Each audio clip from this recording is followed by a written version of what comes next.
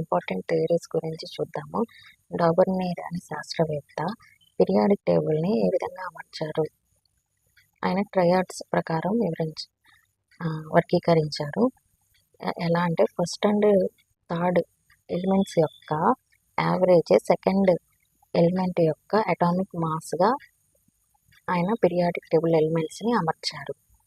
And second theory ఏంటంటే న్యూలాన్స్ octaves theory. దీన్ని law of octaves అంటారు, న్యూలాన్స్ థియరీగా పిలుస్తాము.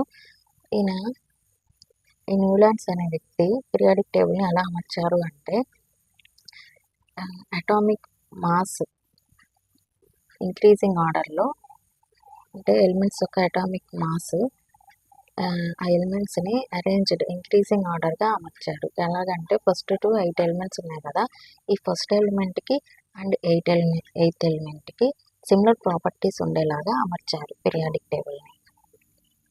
And third one Mendeleev theory. ఈ ఫస్ట్ మనం డాబర్నీర్స్ అండ్ న్యూలాన్స్ థియరీలో వాళ్ళు అటామిక్ మాస్ ప్రకారం పీరియడ్ని అమర్చారు. అండ్ ఇక్కడ మెండలీవ్ థియరీకి వచ్చేసరికి అటామిక్ వెయిట్ ప్రకారం పీరియడ్ని అమర్చారు. ఇక్కడ ఏంటంటే